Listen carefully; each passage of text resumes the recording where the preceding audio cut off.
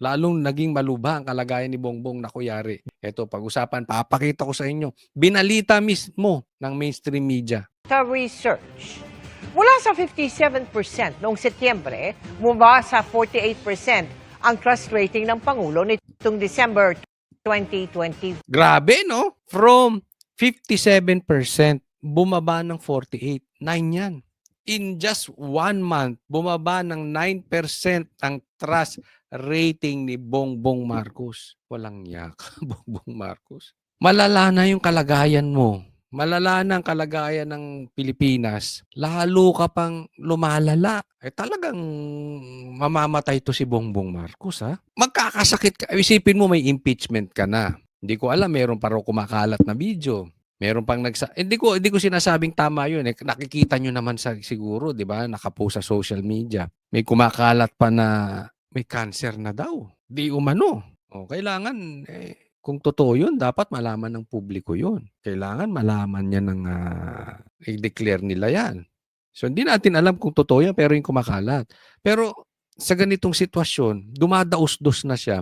9% ang baka mamaya wala nang maniwala kay Alam mo, minamaliit nila tong yung trust rating. Sabi niya, magpa-drug test siya.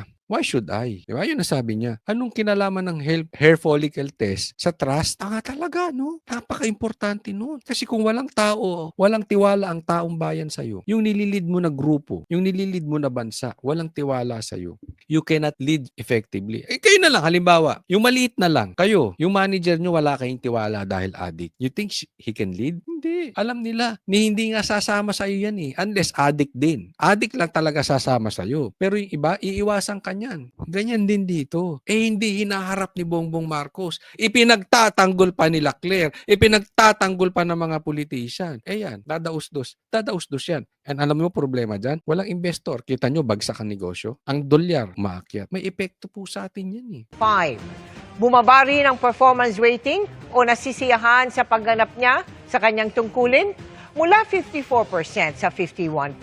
Mula 54, naging 51, di ba? Yung tiwala, nawala na. Yung satisfaction, buti nga may 51 ka pa eh. Sino nasasatisfy sa ginagawa ni Bongbong Marcos? Ako ka, sa tingin ko, doktor pa ito eh. Dinoktor pa ito. I don't think may satisfaction rating to ng more than 20%. Matindi ito. Bagya namang tumaas sa 53% nitong Disyembre ang trust rating ni Vice President. Kita mo talagang, alam mo, si BP Sara nakahanda na. Handa na. And nakikita natin, it's not only BP Sarang ready. Even the support. Kita naman natin the support group. Yun nga lang, walang pera si Sara eh. Naman natin yung ibang politiko, mukhang pera din, no? Pero nakikita yan ng mga politiko kahit yung mga politikong mukhang pera. That Sara is ready to lead. Kasi bakit? Yung tiwala ng taong bayan nandyan. Mula sa 51% noong Setyembre, habang mula sa 49%, tumaas sa 54% ang performance rating ni Duterte. Pataas ng pataas di ba? Despite na kung ano-ano binabato sa kanya. Despite na wala nang halos balita sa kanya kung hindi negatibo, di ba? Halos wala ka nang malaman kung may ginagawa ba si BP Sara.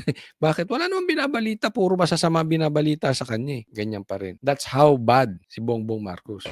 Isinagawa ang survey noong December 16 hanggang 20, 2025 sa 1,200 respondents, edad 18 pataas. Meron itong margin of error na plus minus 3%.